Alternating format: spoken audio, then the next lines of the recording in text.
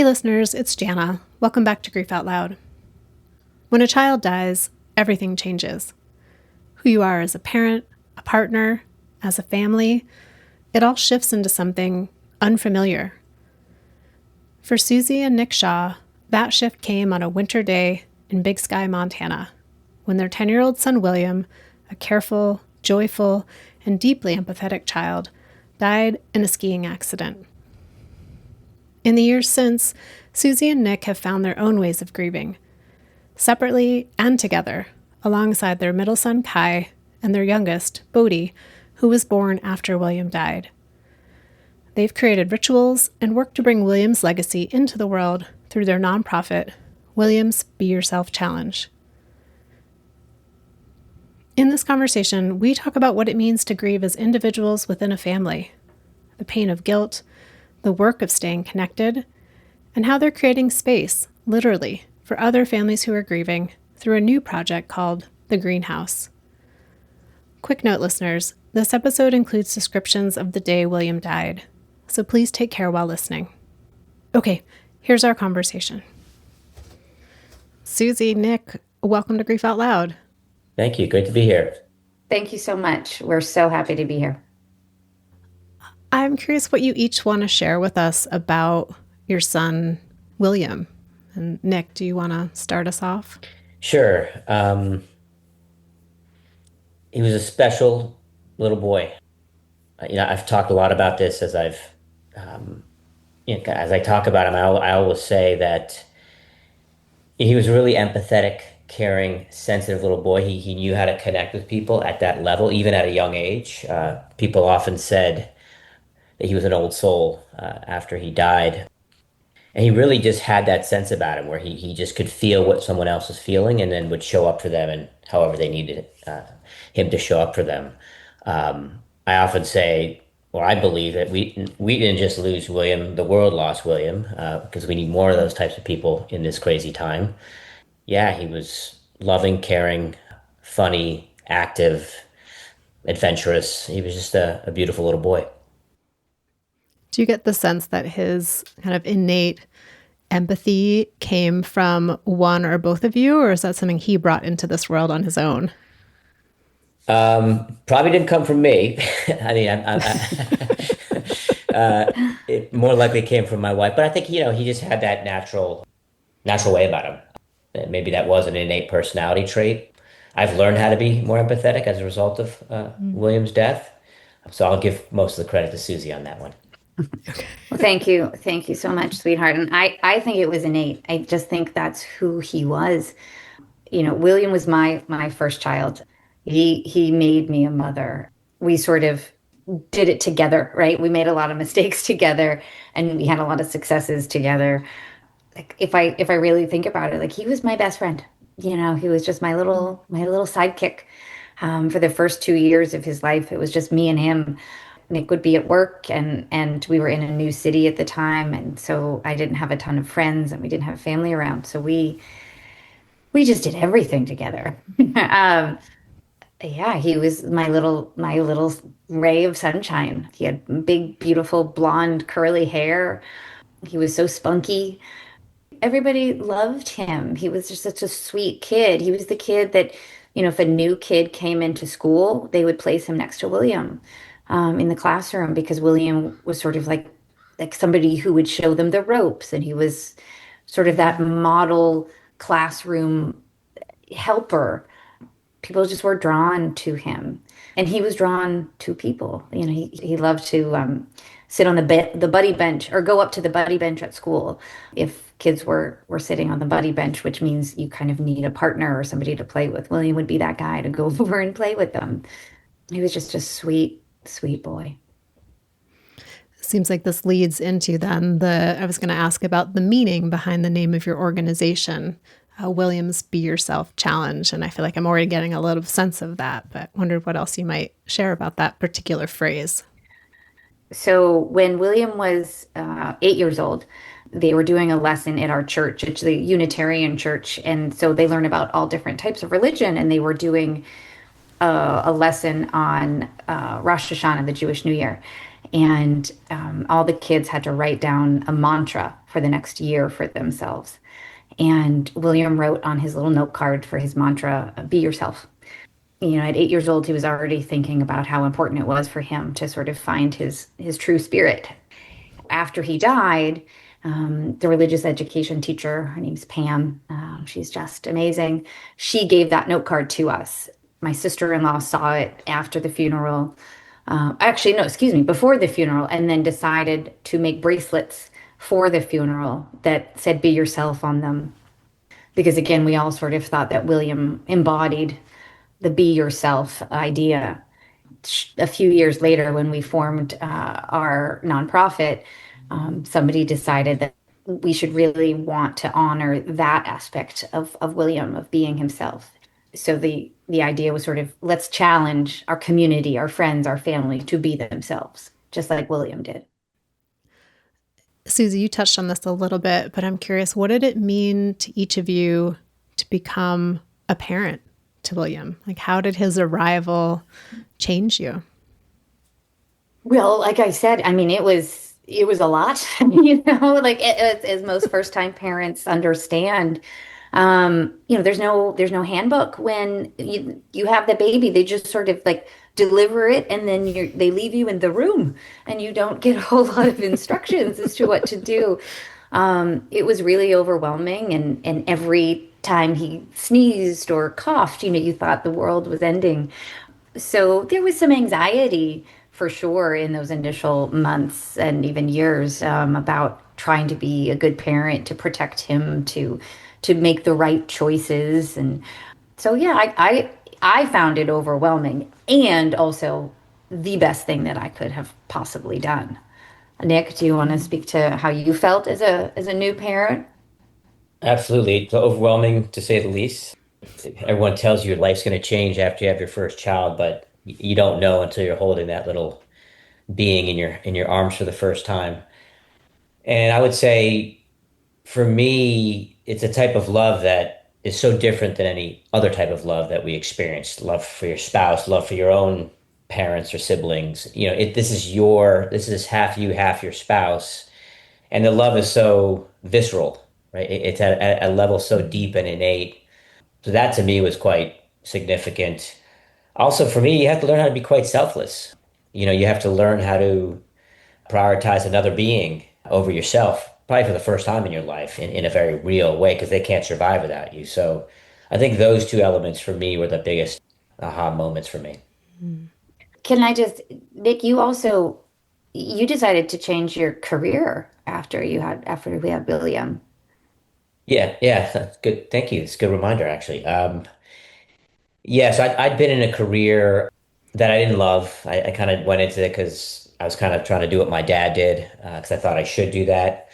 And I was kind of miserable. Susie can attest to that. I was quite grumpy and complained a lot about the work I was doing. And then so when William was born, I kind of had this sort of notion that this has to stop, because as a father to a boy, that my son is not going to look to me for what it means to be a man. And I didn't want to model for him that you should do anything other than what you're inspired or passionate about. And so that was the final sort of the straw that broke the camel's back, off of years of just frustration. I finally decided to just take a leap of faith and transition into a new career. In a way, like William's arrival already inspired a bit of that be yourself. It seems like with your career. Absolutely. Like I need to find something that's more true to who I am so that I can model that to this son of mine. Gosh, I never thought about that. No. And that was the first lesson he taught me, which is what inspired. That was, I realized he'd been teaching me since the day he was born. Hence your book title, My Teacher, My Son. Yes, exactly. So you both spoke to that sort of visceral connection of wanting to like feeling kind of vigilant towards his safety or wanting to protect him, and that just deep, deep love and care and responsibility. And so I wonder about the day that William died. Susie, I know you've talked about it across different platforms. Nick, I'm guessing you've written about it and talked about it in different platforms. There's so much to say, but what would you each want to say about that day today in this moment? I will start. Nick and I have spoken together about this. There's nothing we did that day that we wouldn't do over again. We don't feel like there was anything that we could have controlled and had a different outcome. And it took a long time to get to that place, but William was an excellent. William died skiing. He was an excellent skier. He had been on skis since he was 2 or 3. He took lessons every time we skied together. He was on a racing team near our house. He had the best equipment. He was a very thoughtful skier. He didn't bomb down the mountain like some kids his age do. He was very meticulous about proper form, and he loved it so much. He took it really seriously. And my husband is an amazing skier as well. So it's not like we were out there being reckless. Nick made all the right choices that day when he was skiing with William, and they had just come from skiing the hardest part of the mountain. And William had crushed it, at the top. Lone Peak in Big Sky, Montana is known to be, an expert trail. And he did that. And then he died on the way down on a very easy trail. So what we've learned about, life in general and having children is, we aren't in control nearly as much as we think we are. We think we can make sure our children are safe. And we did the best that we could. We made all the right choices, and he still died that day. We really have to work to learn to accept that. Yeah, I would echo a lot of what Susie said. I think it is quite an eye-opening, or it was quite an eye-opening experience for us around this notion of control, in the fact that we really don't have much of it. You can try to do everything right, and there will still be forces beyond our control that might cause an outcome like the one we had to face happen. I think it also speaks to the fragility and brevity of life. William was with me because I was with him when it happened. He was with me and then he wasn't. It was that fast. I mean, he was 10 feet behind me. We were, literally 2 to 3 minutes from the bottom of the mountain where we are going to meet up with Susie and our younger son Kai. And then all of a sudden he wasn't there. It's a blink of an eye of how quickly you can lose somebody. And it makes you appreciate that this is it. This is the one life we have that we know of anyway. For me and even for Susie, it causes us to look at our own lives and say, well, that could happen to any of us at any moment. So what does that mean for how we should live our lives? I'm recognizing that we're talking about this, 6 years later. And I can imagine year 1, year 2, perhaps not being in that place of we made all the right decisions. This is out of our control. And I'm just curious if you could each speak to a little bit of what that was like, that reckoning or the ruminating that maybe can happen. Yeah, I can start. It was because I was with him. I carried a lot of guilt with me for a long time because you like to think you again, and this even after realizing that you don't have a lot of control, you still like to think that you might have had more control, or like to think that you might have done something that would have prevented the accident. So a lot of torture or self-torture, a lot of rumination, going down the vicious spiral of negative thoughts and coulda, shoulda, wouldas, and a lot of uncertainty. I would say in those early days, weeks, months, even years of grief, you don't know what the other side looks like, and it's like you're staring into this darkness, and you don't see the other side. So it takes time, and that I think everyone has to go through that. I don't think there's any way to go around that. You have to go through it, grappling with those kinds of thoughts, whatever guilty thoughts or other thoughts you may have. That I think that's just part of the process. I think it's so helpful to share that piece of like, there's not really a shortcut to that place of this was out of my control and I did everything I could in the moment. And yet also to be here 6 years later to say there's a possibility you might get to a place if you're Hmm. sitting in that spot of grief and regret and wondering and grappling with that lack of control. Like there's an option here, Hmm. but not that you're going to leapfrog over there after day two. And I have to say that it has taken and still will take so much work and effort to be able to get to this place 6 years later where we have when we can look back and say, we tried to do our best, and it was out of our control. We immediately all started seeing our own individual therapists. We had a family therapist right out of the gate, for me, Nick, and Kai, our surviving son, to go to. We started going to a family support group right away, and we still go. I bring Kai there, and I bring my now 5-year-old son, who we had after William died. So we continue to do the work. We did it immediately after William died, and we do it now because grief is so heavy and so hard. And we really recognize that we couldn't do it alone. We didn't want to do it alone. And it's been so helpful for us to sit with other families who have lost children, to share experiences, kind of get advice, but it's more, again, the sharing of stories and how did you do this and what did that look like for you? The modeling of seeing families who are 5, 6 years out was critical for us at the beginning to sort of give us that glimmer of hope, like, oh, maybe Kai will be able to graduate high school, even though his brother died. Because I'm witnessing another family who's at that point, whose child had died, 5 years previously. So it has been a lot of work, and dedicating ourselves to doing that work.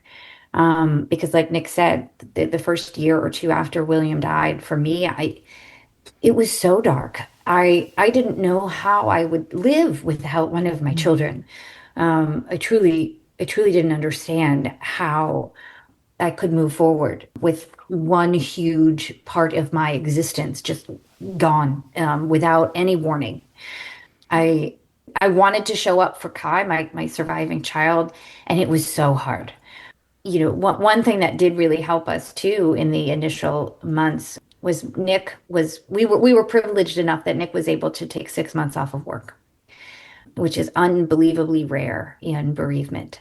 That the three of us got to spend 6 months uninterrupted together to share new experiences, to cry together or separately if we needed to, and to just walk through those first 6 months together. And that ended up creating space for our family to decide to have another child. I mentioned earlier my now almost 5-year-old Bodhi.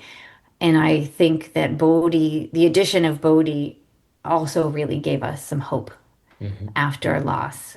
If you're a griever, you know that, like, adding another child is not, a fix by any means. Like, we weren't trying to, this wasn't a replacement, but it was putting all of our love for William and for our family into something bigger than ourselves. That really helped the trajectory of our family going forward too. But that has been a real challenge too, just to have to go back, to that infancy, the toddler phase. We were done having children after we had our second son, and William died when Kai was 6.5. So to go back into that early stage, with a child, that was really hard. As wonderful as it has been, it's also been a challenge. I was just thinking about the sheer physical exhaustion of grieving, and then to add an infant back in, which from what I've heard brings sheer physical exhaustion as well. So doubling that up. It was exhausting, and Bodhi was born at the height of the pandemic as well. And so we didn't have any support people, because he was also born with a lung defect. And so we couldn't risk him getting COVID. So it was exhausting. And it also sort of made us all really bond and gel because we were the only people that we could see. So there was something quite unique about that experience. we were in our 40s. I think I was 44 when William died, and Susie was 41. So we didn't have a lot of time to wait and think about having another child, which is one of the reasons yeah, we were still full grief mode and pregnant, which was an interesting time in our lives. I was just thinking about that idea of like being in the height of the COVID pandemic, the isolation that came with that, but then also thinking you were on vacation when William died, all the way basically across the country from friends and family. It's a very unique aspect of your story. And I just wondered if you could speak a bit to what that was like for you. It was, I mean, so we came back the very next day. We realized, so we spent, he was pronounced dead at towards the end of the day, maybe 5:30, 6 o'clock in the evening of I think it was a Tuesday. Um, and eventually we made it. We went back to the cabin that we had rented for the week, and it was hell. I mean, it was just like it was a cabin that literally a day before was warm and cozy and filled with laughter and fun and excitement to literally hell. It was tiny. The walls are closing in on us. We just had this deep need to get the hell out of Montana. And I'll be honest, I was worthless because I was so in shock and bereft with guilt and all kinds of other horrible thoughts.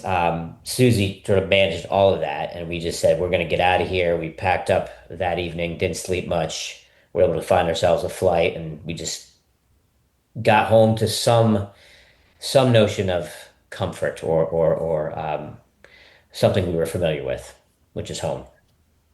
Yeah, we felt so unsafe in Montana. It felt like somebody else was going to die if we stayed. There was another family that was from our town vacationing. We didn't go together, but we sort of realized right before we left that we were all going to be there together. So we were skiing with them. And it was actually the dad in that family who was the one who found William, because William was missing for a few hours. That dad, his name is Matt. He is a paramedic and a firefighter, and none of the ski patrol could find William, but Matt somehow found him. So that family was helpful to us, and also we we sort of just needed to be alone in that hell for a minute, or when you don't know what you need when something so horrendous happens. And so they asked us to, I remember they asked us to stay with them that night, and we're like, no, no, we're gonna go back to our place. And just because again, we had no idea what had just happened, and neither did they. They were in shock as well. So they didn't have the wherewithal to say, no, you must stay here. So we went back to our cabin. We didn't sleep at all, Nick, actually. No one slept. Kai, excuse me, Kai did sleep. We put him to bed, but I packed all of our things up. I was on the phone with the airlines getting our flight. Matt, our friend, did drive us to the airport the next morning, but it was like that flight response that we had. We just needed to get out. It felt so scary to be in Montana. And we flew, and we did have a few friends from back east from home say, tell me where you are, like what airport do we need to fly into? We're going to come and get you. And we just sort of said, no, no, no, we'll make it. Again, we didn't know what we needed. It would probably have been a lot more helpful to have had our people come, but we just were adamant, like we've got to exit Montana. This place is going to swallow us whole. And looking back, I actually regret what we did, to be honest, because we just sort of left William there. He was dead, and so there was nothing we could do. But I wish I had accompanied him to the morgue and to the funeral home out there. But again, we were so confused, and there was nobody there to tell us or to advise us on what steps we could have or should have taken. And so we made the decision to just leave. And, there were a lot of questions that came up years later that I realized I wanted to have answered. And it was too late. but it was just so harrowing to be there and to have lost William and to just, we were so confused, and home felt safer. And, my brother picked us up from the airport. The rest of my family was back at our house in Carlisle. And we did arrive into that sort of cocoon of support and love immediately. So at the time, it was the right decision. But you don't know what the right decision is, in those Yeah. moments of the trauma and post death. So confusing. And there's really no decision that's going to encompass all of the things that you either needed in the moment or retrospectively looking back to think, oh, I really could have needed this, or I wanted to stay in the same town where his body was, or that's not like available in the moment. Right, And there's no right. decision that's going to hit all those points, really. Right. And there was no, the mountain didn't have a social worker on staff to sort of walk us through how we could think about what had just happened to us, right? They were lovely people and they weren't trained in this. They didn't know what to do either. I don't know how many deaths have happened at Big Sky, but certainly not a lot of children have died. Yeah. Well, there's no playbook, right? I mean, that's the thing, and every family needs something different, and so it's hard to how do you figure out what all the possible things that a family could need. I think we went on instinct, and sure we can question it years later, but in that moment, I think that's what we needed. We just it's so disorienting. Like your life is literally turned upside down, right? You know, um, nothing is normal. You're in a state of numbness, of shock. You barely feel human. So yeah, you need something to ground you, and Montana wasn't it.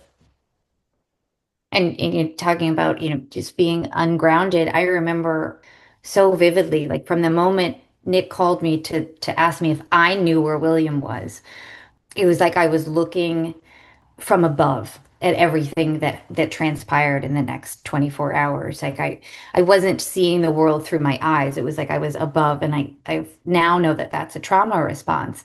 I mean, I'm sure many grievers know what I'm talking about. But everything was happening not to me, but like above me or outside of my body. And it was so disorienting. Nothing really felt even real, because I wasn't actually experiencing it yet. I was in that state of profound shock. We needed those people around us to like hold us again in order to sort of come back into our body. I felt that the huge need to protect Kai, the child who was left. And like I said before, I thought someone else would die in Montana and it would probably be him, right? We needed to just flee, and we fled. Mhm.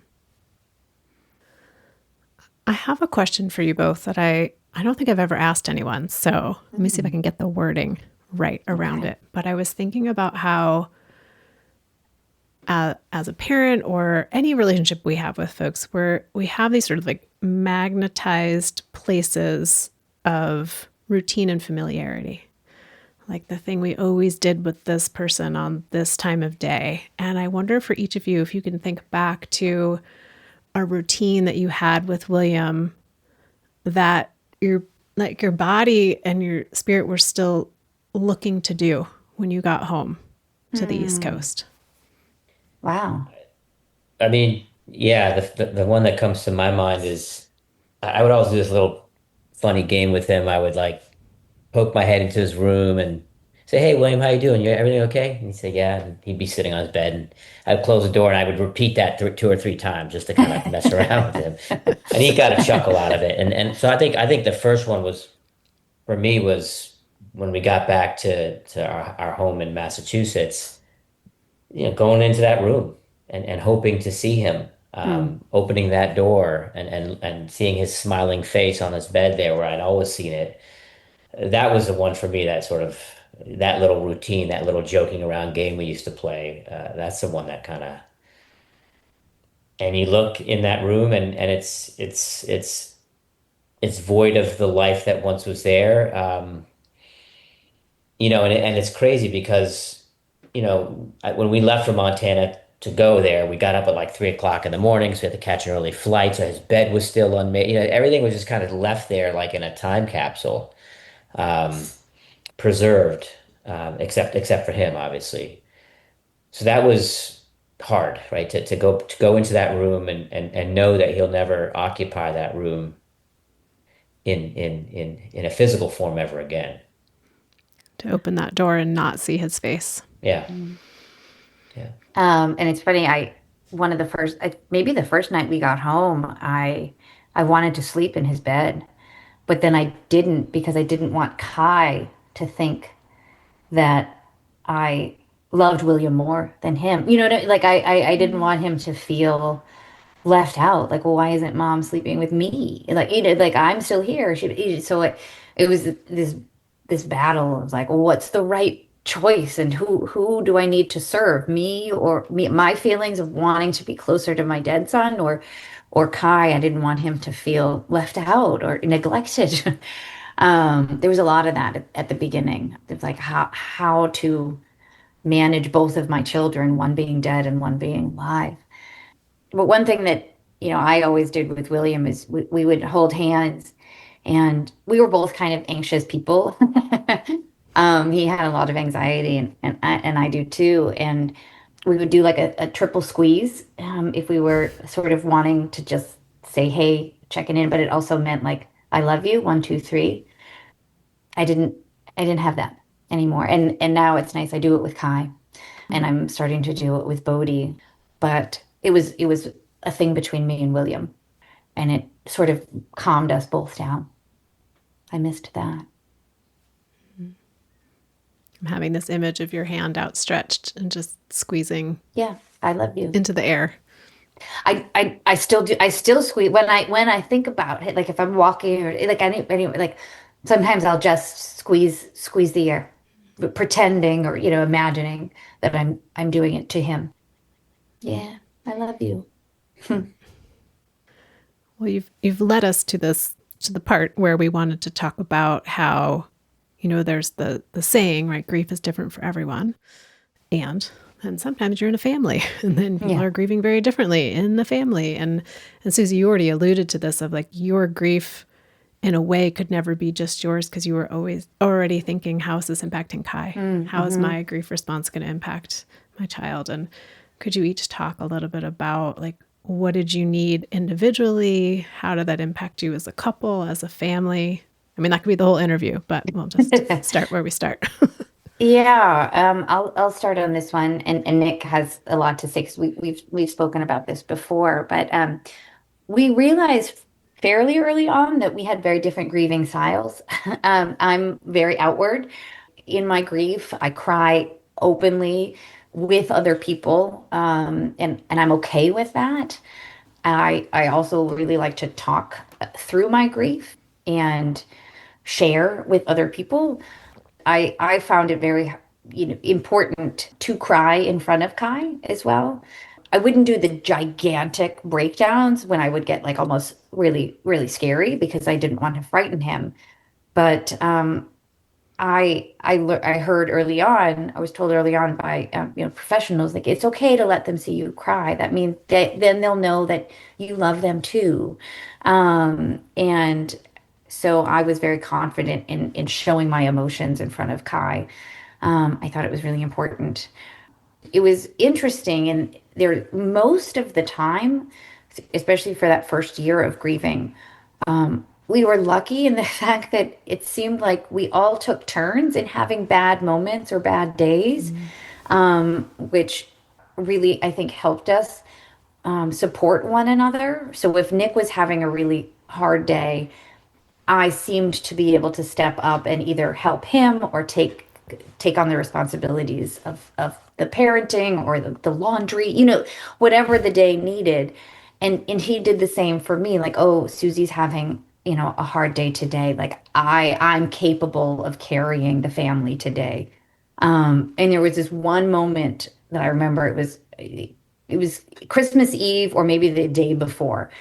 So William died in February, and that first Christmas, it was awful, of course. And his birthday is on December 20th, so it was his the first birthday without him, and we had decided to go away.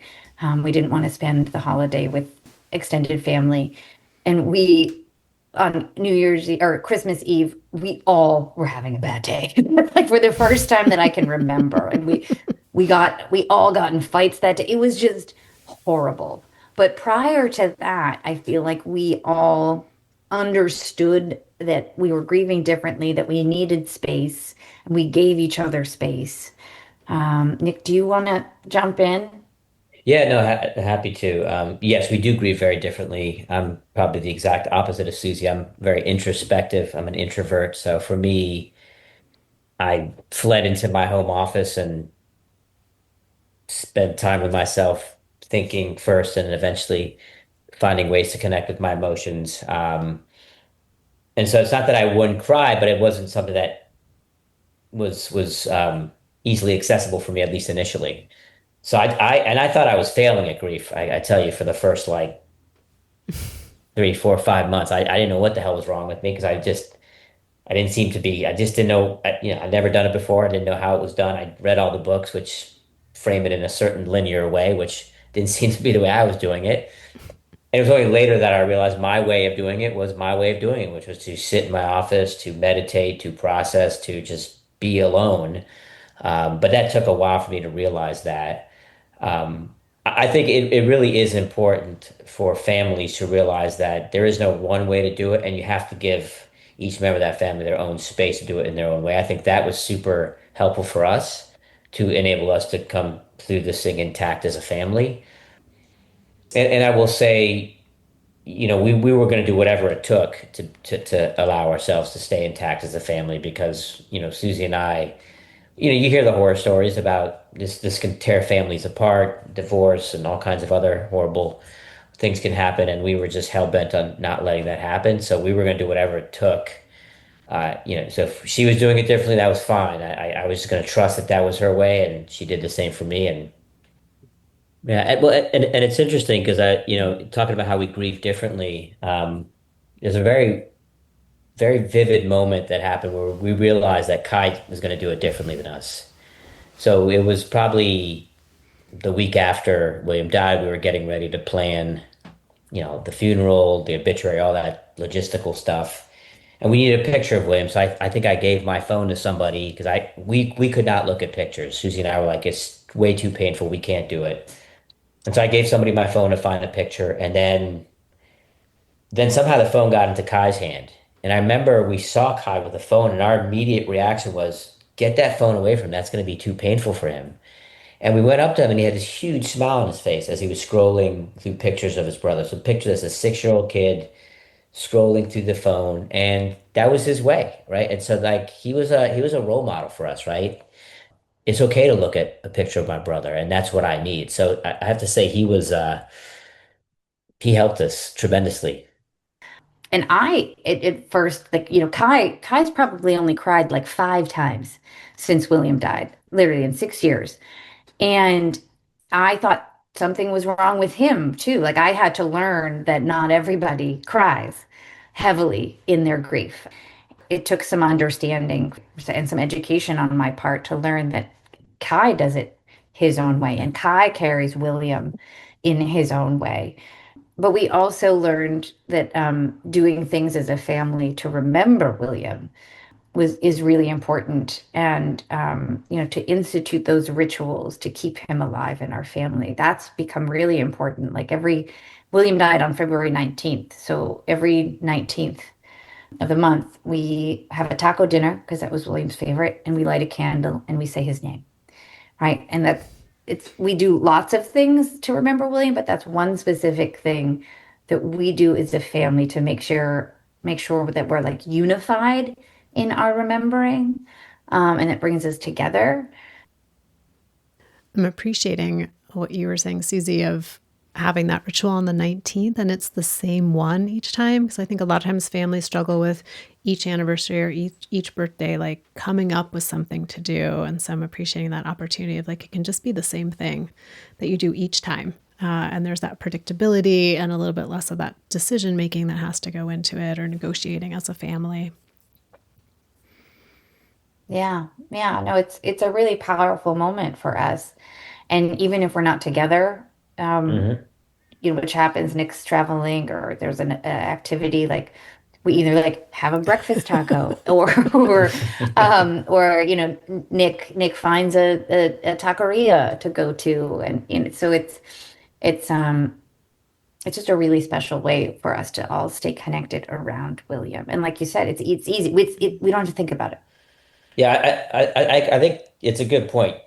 Consistency is your friend on this one, right? Like if it works, just do it over and over and over again. We have developed all kinds of rituals. The 19th, we do Dia de los Muertos every November 1st. We celebrate his birthday. We get him a present. We get him a cake. I mean, it's very consistent.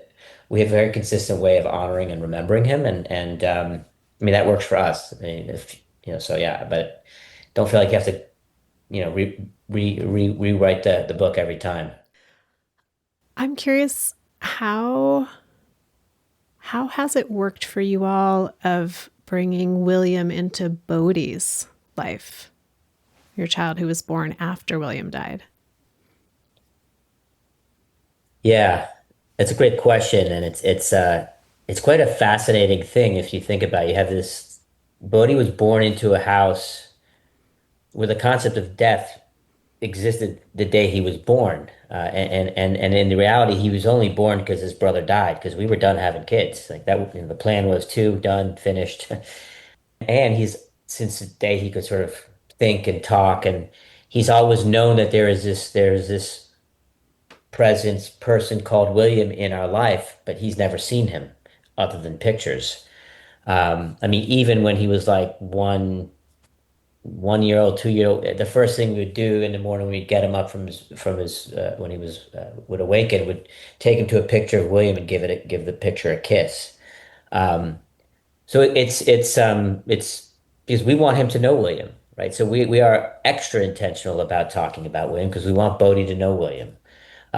We have to teach Bodhi about William. Kai teaches Bodhi about William. So um, it's a really fascinating part of this story, that whole dynamic and getting a now almost 5 year old to understand what Mm. has happened to this family.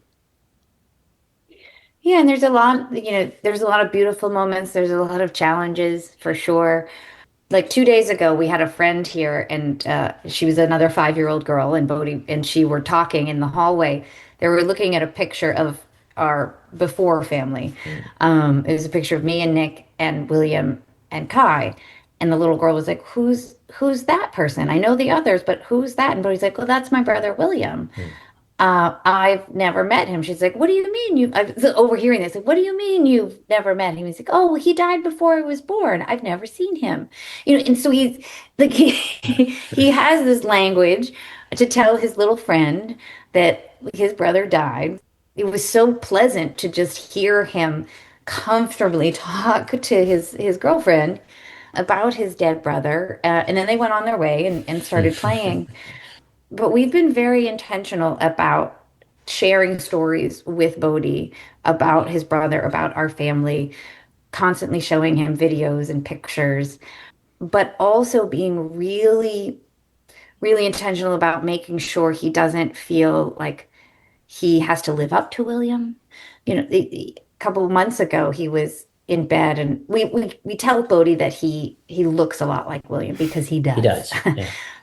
He has the same hair, a lot of the same just facial features, his little shoulders. He looks so much like William, whereas Kai doesn't look like either of them. One night in bed, he said something to the effect like, I look so much like William. Like, you know, I am just like William. And I'm like, no, no, Bodhi, like you're you. You're just like Bodhi. And that's who we want. I want him to know that him as Bodhi is all we need. We don't need him to be William. We don't want him to be William. He's his own person. And he reminds us of William, and that's so special to our family. And yeah, so it's that fine line of making sure he knows his brother really well, and he knows that he has a really important place in our family, Yeah. despite what happened. And the decision to try and eventually have Bodhi was never about replacing William. It was about we felt so imbalanced as a family of three. It just felt so awkward, and we need to bring more balance into our lives, and we wanted to give Kai a sibling, right? Because we realized that hopefully we will die before Kai, and so we wanted him to have somebody, a family member in his life when we're gone someday. So it was never about replacing William; it was about bringing more balance to our family and also providing a Mm. sibling for Kai. As you were talking, I was thinking about, going back to William's Be Yourself challenge. And here you all are bringing that into Bodhi's life too, to say, like, yes, we can talk openly about William and you get to be yourself, just like he encouraged himself and other people to be Yeah. himself too. Another really helpful thing that brings William into Bodhi's life is our nonprofit work. Bodhi's constantly asking when we're going to have another event for WBYC, and Mom, I love that you do this. He's literally said to me, like, I love that you do this stuff for William. I'm assuming it's because it's like an opportunity for him to connect with William's friends, because they're involved in the organization, and yeah, so that it's just one more layer of helping our family, including Bodhi, stay connected to William. We've talked so much about the ways that you all continue to honor William's life, the impact that he had, the way he moves forward with you in your family life.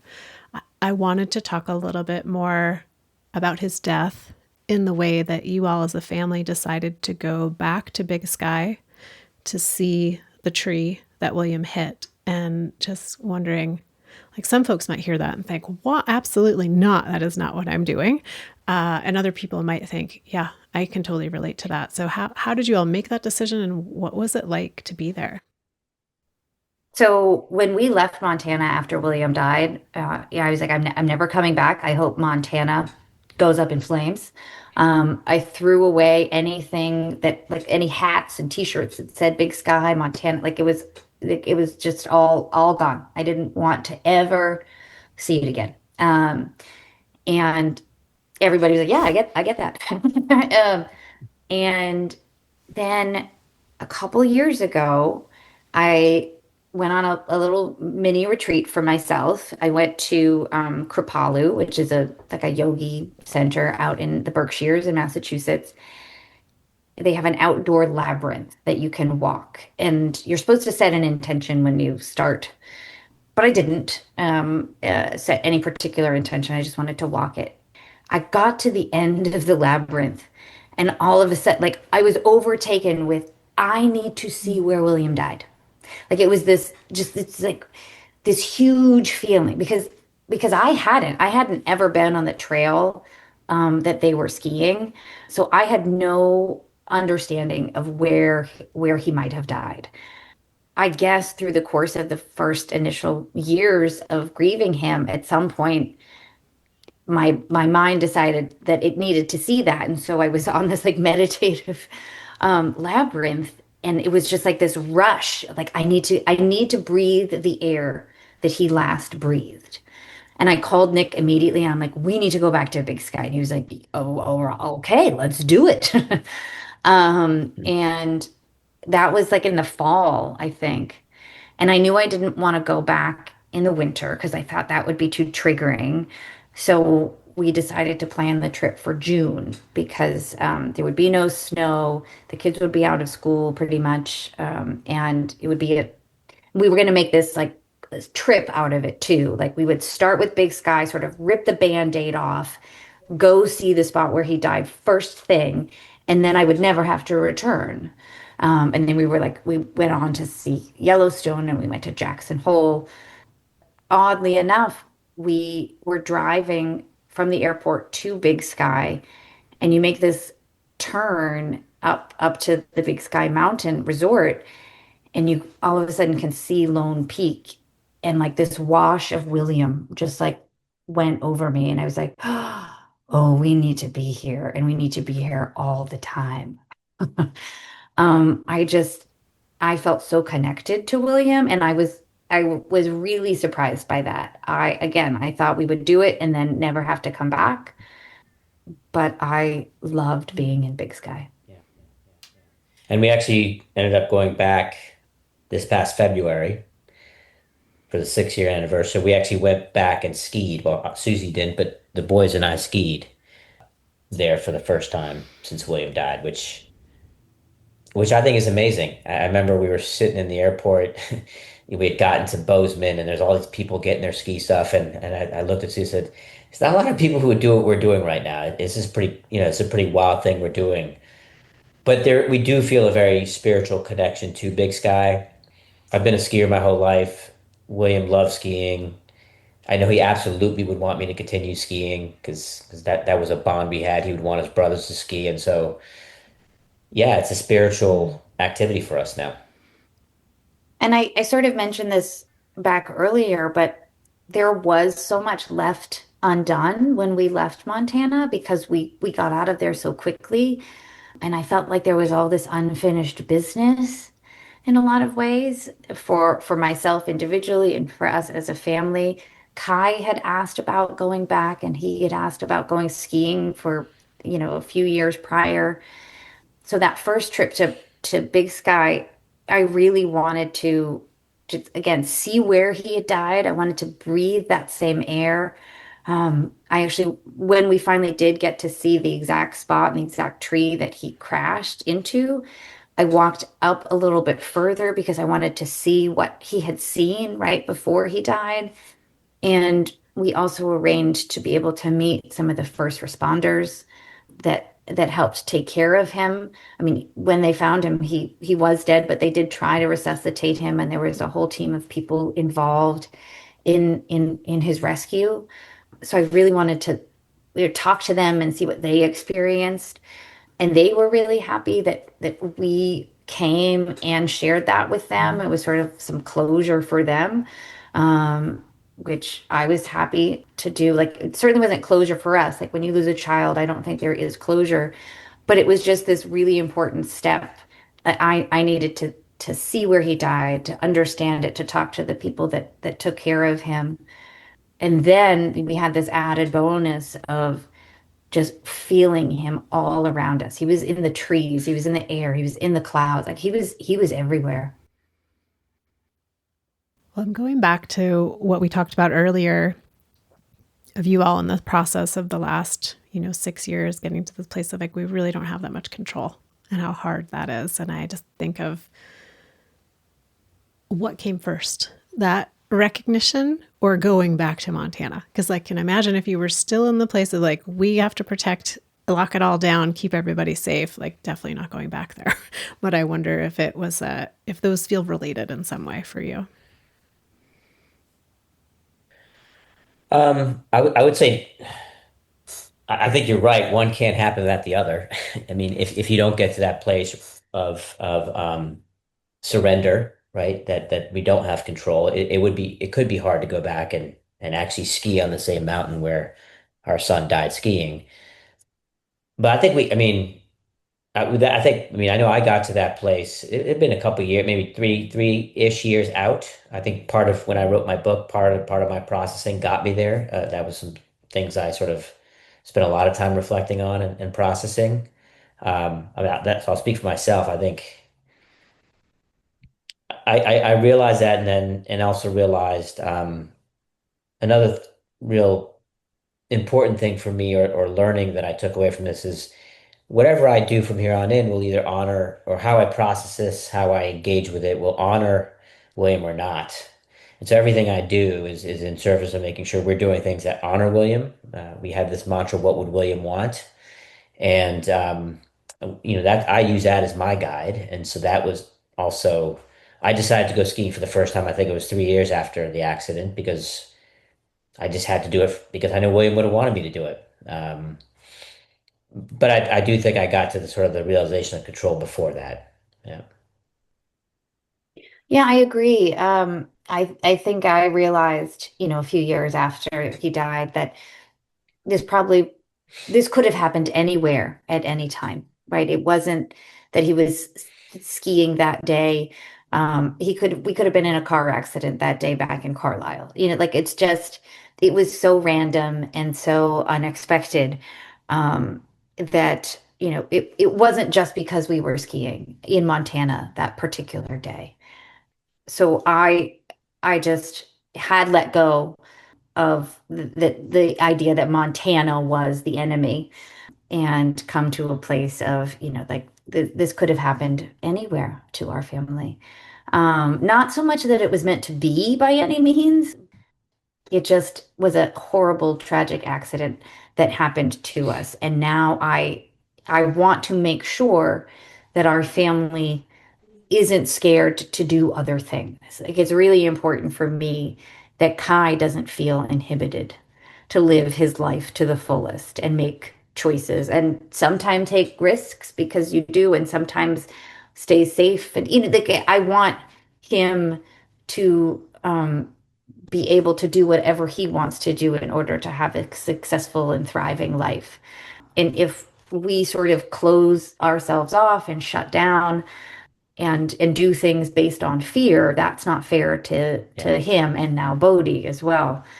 Um, and and so I wanted to provide those kinds of opportunities for Kai to sort of, like it's scary as hell to do some of the things that we're doing, but I do them, like Nick said, to honor William, to move myself forward, and to show Kai that we can do hard things, right? We Even though we know that we're not necessarily in control of it all, we're gonna do our best. I never tell my kids anymore, like, it'll all be okay. Like, or mommy's going to keep you safe. Like, I don't use those words because I know they're not true. But I say, we're going to do the best we can. And, something like going skiing again, we're going to prepare our best, and make all the right choices. And we're going to embrace this Yeah. as our life, Yeah. instead of living in that fear zone. Yeah. And I think you know, a horrible thing happened to our family. We didn't want it. We didn't want it to further inhibit our kids, right? So if we go around, trying to, wrap them in bubble wrap to protect them from every possible thing that could hurt them, that's not a life. So we were very aware that, that eventually and it was hard in the initial years to take our eyes off God. We went to the Grand Canyon. I think it was when was it? Like the The one first, year the 1 year anniversary. anniversary. I could not let go of Kai's hand because I was so deathly afraid he would fall off the side of that canyon. Now, 6 years later, we realize they're going to leave home someday. We can't always be looking over their shoulder. So we have to teach them how to be smart and embrace life. Two threads that come through so clearly in our time together today is how intentional you both have been in your grief and with one another and with your family members. And also this commitment to continuing to have new experiences. And it feels like those two things come together in your new project that you're working on called The Greenhouse. And in our last few moments together, I wonder if you could share a little bit about what that is and what your hopes are around it. Yeah, the greenhouse is the thing that I am just so excited about right now. And I'm pouring every bit of my work self into. The greenhouse will be a retreat for individual grieving families, families like ours who have lost a child, or those who have lost a parent. Because we were so, like I said before, we were so privileged in our early grief journey to be able to take time and have space to connect, as a family after our loss, and to have new experiences, to travel, just to sort of reset and figure out, like, who are we now and how do we move forward. And in your everyday life, like, you just don't have time to do that. You've got bills to pay, you've got laundry to do, you've got, mortgages, all of it. And we want to be able to provide families with that reset moment, that retreat moment, for free. And I'm from Falmouth, from Cape Cod, and William spent every summer on Cape Cod. So the home has so much significance, being placed, in Falmouth on Cape Cod by the sea, a place where he grew up. And I am so excited to be able to give families the opportunities that we had who otherwise might not be able to. Yeah. And just a couple points to add there.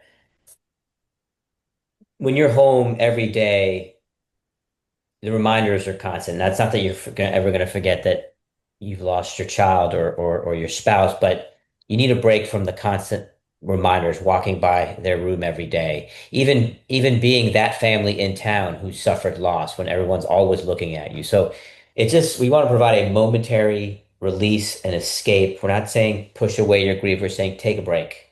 Go to a place where you can maybe be anonymous, where you can be in a comfortable place where everything's taken care of for you. So we kind of think of it as a free Airbnb for a grieving family. Our aspiration is to have 52 families a year be able to be housed in this house on Cape Cod.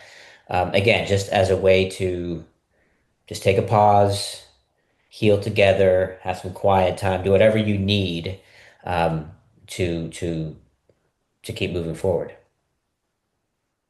The idea is to have no program or agenda at the house. People will be able to grieve how they need to and want to in that particular week. There'll be no prescriptions, no set groups that they have to or homework that they have to accomplish. If they would like services, they would be on offer. But if they just want to curl up with a family or take a shower and cry, like whatever an individual family and an individual person in that family needs, that's what we hope to provide in this retreat home. And we're actively in our fundraising stage. We're about 15% of our $2 million goal, which feels really, really great for our very small but mighty organization. But we have a long way to go to help serve as many families in grief as possible. So if listeners are out there and want to get involved, we would love your support. We would love you to become a cheerleader for us. So where can listeners connect with not only the Greenhouse Project, but the Williams Be Yourself Challenge? Nick, you've got a book out there, My Teacher, My Son. Like, where's the best place for folks to go? Yeah, our website is www.williamsbeyourselfchallenge.org or wbycgiving.org. It's just a little shorter. And I am on Instagram. I talk a lot about grief and William and family life. I'm at bereavement mom. I'm really leaning in to being a bereaved mom. And so I'd love for folks to follow me on there. And I also write a Substack. It's called Dear William. And I think I'm bereavement mom on Substack as well.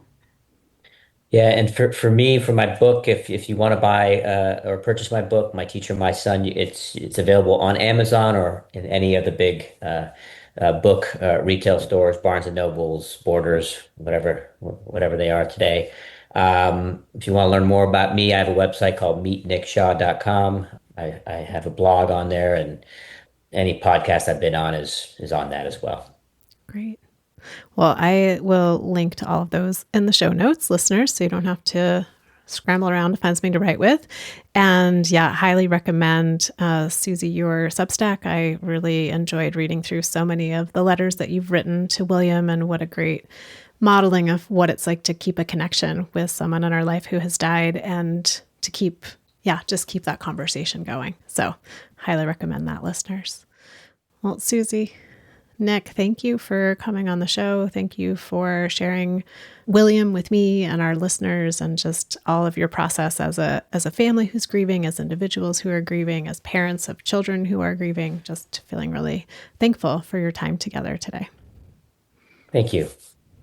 This was fantastic. Thank you for the opportunity I love talking about William. I love saying his name.